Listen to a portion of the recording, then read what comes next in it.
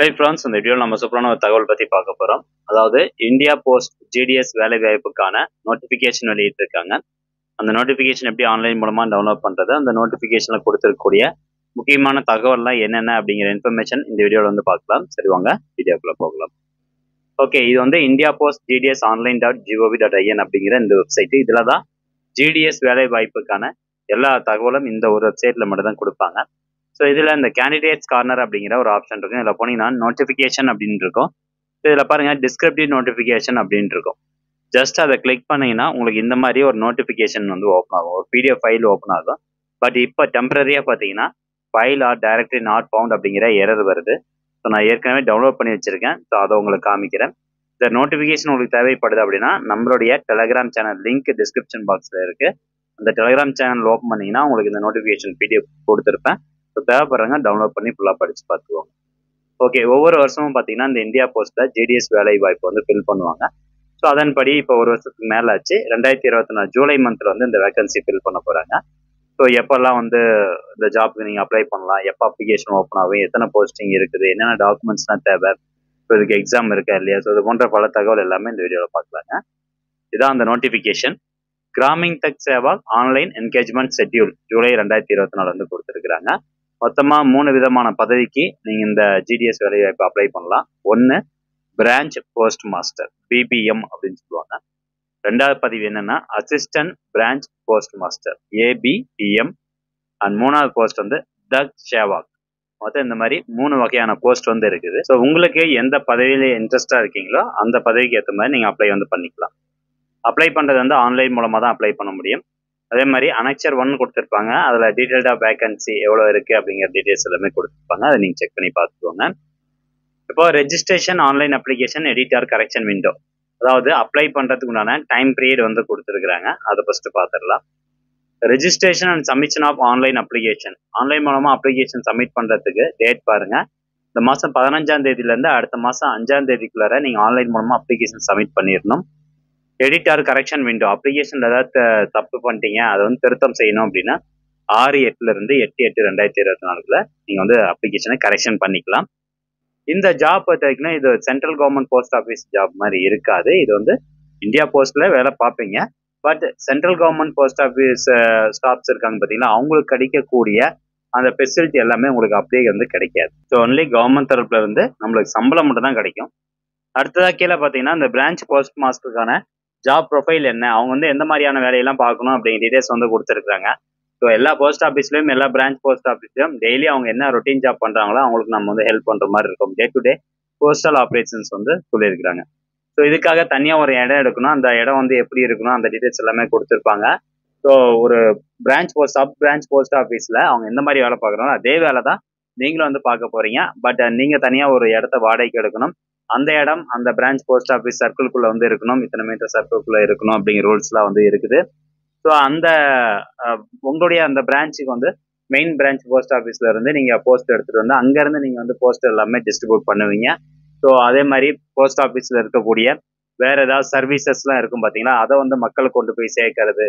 So இது மாதிரி வேலைகள் எல்லாமே நீங்கள் பார்க்குற மாதிரி வந்து இருக்கும்.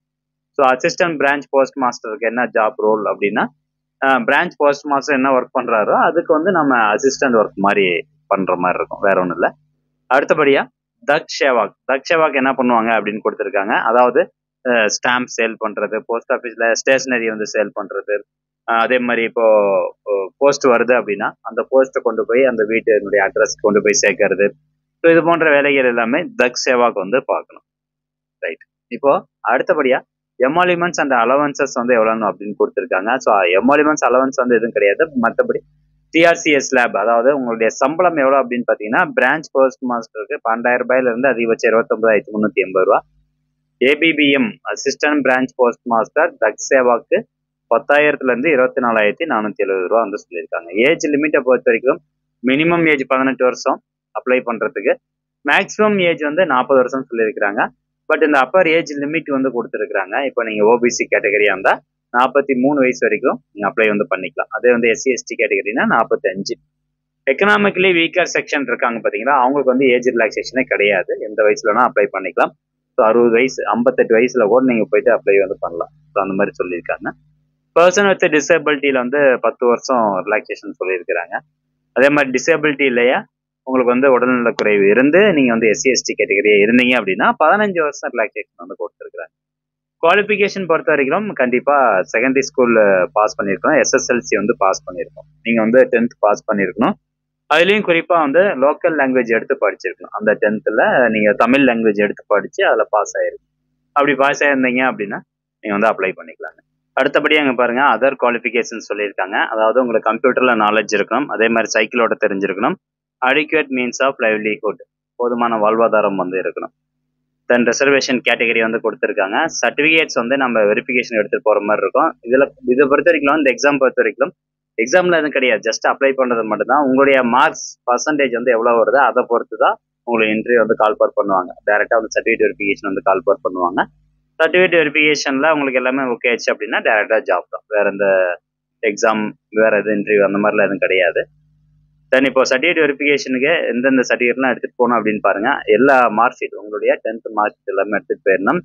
ஐடென்டி ப்ரூஃப் வந்து எடுத்துகிட்டு போகணும், ஆதார் கார்டு, ரேஷன் கார்டு இந்த மாதிரி ஏதாவது எடுத்துகிட்டு போகணும். கேஸ்ட் சர்டிஃபிகேட், கம்யூனிட்டி சர்டிஃபிகேட் எடுத்துகிட்டு போகணும். பிடபிள்யூடியாக இருந்தால் அதுக்கான சர்டிஃபிகேட் வந்து எடுத்துகிட்டு போகணும். அதே மாதிரி எக்கனாமிக்கலி வீக்கர் செக்ஷனாக இருந்தால் அதற்கான சர்டிஃபிகேட். இப்போ வந்து குடும்ப ஆண்டு வருமானம் 1,20,000 கீழே இருக்குது அப்படின்னா அவங்க வந்து எக்கனாமிக்கலி வீக்கர் செக்ஷன் வருவாங்க, அந்த கேட்டகரி கீழே வருவாங்க. அதற்கான சர்டிஃபிகேட் இருந்தது அப்படின்னா உங்களுக்கு ஏஜ் ரிலாக்ஸேஷன் கிடைக்கும். நெக்ஸ்ட் இந்த பிடபிள்யூடி அப்படின்னா பர்சன் வித் டிசபிலிட்டி மாற்றுத்திறனாளிகளுக்கான சர்டிஃபிகேட் இருக்கணும். டிரான்ஸ்ஜெண்டராக இருந்தீங்கன்னா அதற்கான சர்டிஃபிகேட் வைக்கணும். தென் டேட் ஆஃப் பர்த்துக்கு வந்து சர்டிஃபிகேட்டு. அடுத்தபடியாக மெடிக்கல் சர்டிஃபிகேட் வந்து வாங்கணும். கவர்மெண்ட் மெடிக்கல் ஆஃபீஸர் இருந்து நீங்கள் சர்டிஃபிகேட் வெரிஃபிகேஷன் போகும்போது ஒரு மெடிக்கல் சர்டிஃபிகேட் எல்லாமே ஃபிட்னஸ் எல்லாம் ஓகே அப்படிங்கிற மாதிரி ஒரு மெடிக்கல் சர்டிஃபிகேட் வாங்கிட்டு போய் கொடுக்கணும். ஸோ இவ்வளோதாங்க. வேற எந்த சர்டிஃபிகேட் வெரிஃபிகேஷன் கிடையாது. ஜஸ்ட் எக்ஸாமுக்கு அப்ளை பண்ணுறீங்க, 15ஆம் தேதி அப்ளிகேஷன் வந்து ஓப்பன் ஆயிரும். ஆன்லைன் மூலமாக நீங்கள் போயிட்டு அப்ளை பண்ணிக்கலாம். எப்படி அப்ளை பண்ணுறதுன்னு ஒரு வீடியோ வந்து போடுறோம். அதே மாதிரி எக்ஸாம் அப்ளை பண்ணி முடிச்சதுக்கப்புறமா உங்களுக்கு வந்து இது மார்க் அடிப்படையில் நீங்கள் எடுத்த அந்த மார்க்கின் அடிப்படையில் உங்களுக்கு வந்து இன்டர்வியூ கால் பார் பண்ணுவாங்க.